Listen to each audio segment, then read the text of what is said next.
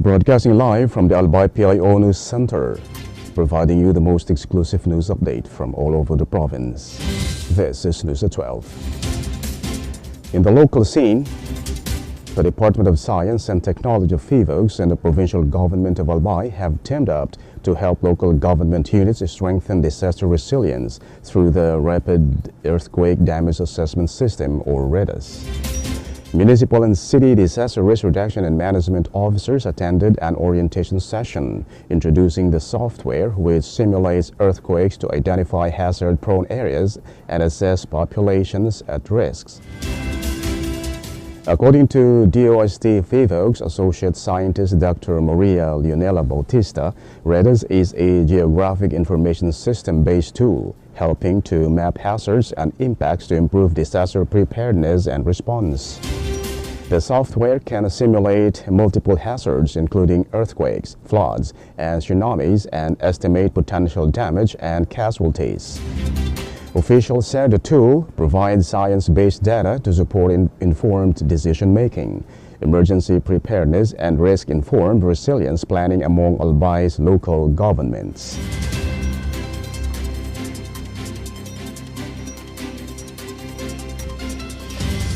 In other story, the Sangguniang Panlalawigan of Albay has approved the annual investment program of the municipality of UWAS for 2026.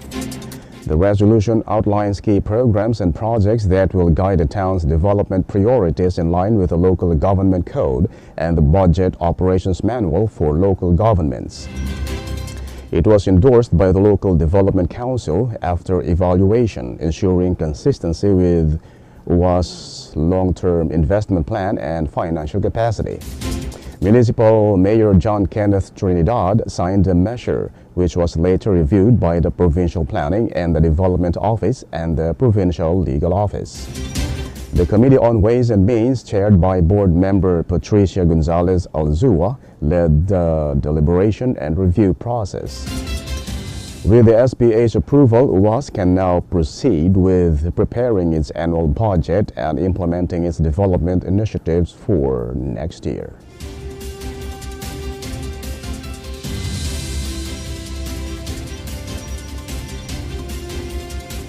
In the national scene,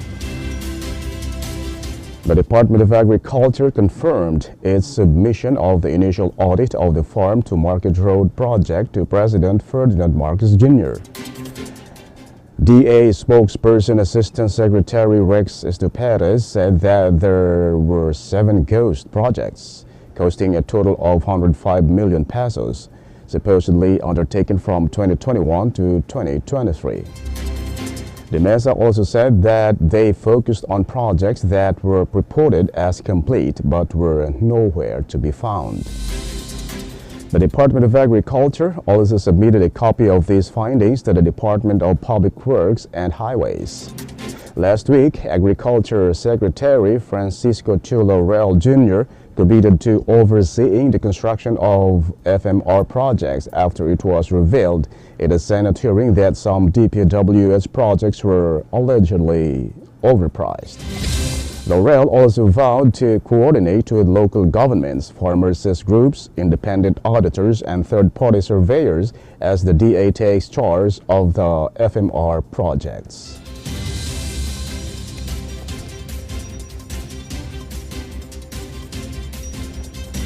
In other story, the Department of Public Works and Highways, DPWH Secretary Vince Dizon, has submitted findings to the Independent Commission for Infrastructure, ICI, revealing more than 400 ghost projects discovered during inspections. The DPWH inspection covered 8,000 structures, among which 421 were found to be non-existent, mostly flood control projects. Secretary Dizon stated that the ICI agreed that complaints regarding these ghost projects must be formally filed. He also clarified that the reported ghost projects are separate from the substandard structures and emphasized that thousands more projects still need to be validated.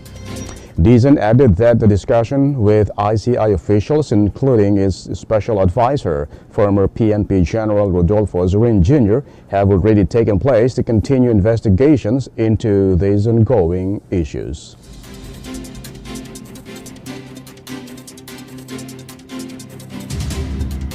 In other news, the Malacanang said Sumbong sa Pangulo website has received 19,729 reports since its launch on October 9, 2025. The online reporting system was launched as part of the government's effort to promote transparency, enhance public participation, and ensure swift action on pressing concerns affecting communities. Citizens can submit complaints, observations, or suggestions directly to the Office of the President through this digital channel. Palace Press Officer Attorney Claire Castro said a full report about the complaints and how they are being handled will be released soon. The Independent Commission for Infrastructure (ICI) is in charge of checking the reports. They make sure flood control projects and other infrastructure work are done properly. The website helps the government hear from the public and improve services, especially in areas affected by flooding.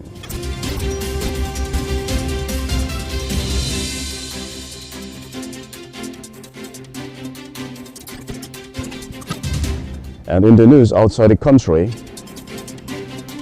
thousands of Palestinians are returning to their homes following Israel's troops' withdrawal and the announcement of a ceasefire in Gaza. After 2 years of warfare, many families impacted by the violence are hopeful that a truce based on the 20-point Gaza plan will hold. Israeli military forces ceased fire at noon to facilitate the ceasefire process and prepare for the release of hostages. In the initial stage of the withdrawal, Israeli troops still maintain control over roughly 53% of the Palestinian territory. The ceasefire includes a 72-hour deadline for Hamas to free the remaining hostages held in Gaza. Israel has also released a list of 250 Palestinian prisoners set to be freed, in addition to 1,700 Gazans who have been detained since Hamas initiated the conflict 2 years ago. Rescue teams have started recovering bodies and clearing large amounts of debris as calm begins to return to the region.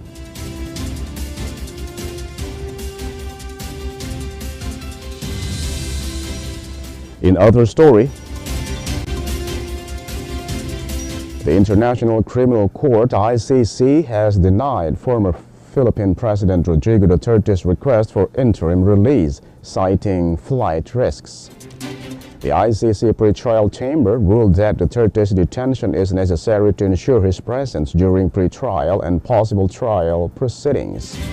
The court highlighted Duterte's family's public rejection of his arrest and his reported desire to return to Davao City if released, which could facilitate evasion of prosecution. It also noted his political influence and support network, including Vice President Sara Duterte, which increased the risk of absconding. The chamber concluded that Duterte's detention is essential to secure his appearance, prevent destruction, and avoid further offenses related to his drug campaign, for which he faces charges of crimes against humanity.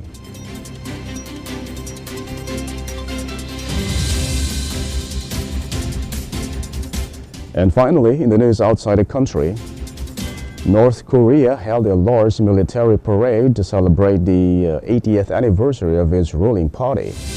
During the event, the country revealed a new long-range missile called the Hwasong-20, which it claims the most powerful nuclear weapon yet. Leader Kim Jong-un watched the parade along with top officials from China, Russia, and Vietnam. He gave a speech praising the military and said they must stay strong to protect the country from any threats. The new missile is believed to be able to reach the U.S., but experts are unsure if it can work perfectly in real attack. The parade also showed soldiers, tanks, and other weapons, sending a message that North Korea is focused on building up its military strength. And that's all for the news at 12, October 13, 2025. We'll be back tomorrow for more news updates. And thanks to our news writer, Albay and Naomi Ruth Hernandez. And on the technical side, Chad Bobis. And our Provincial Information Officer, OIC Marty Gonzalez. And under the supervision of our Governor, Noel E. Rosal, I am Greg Hallare. Thank you for subscribing.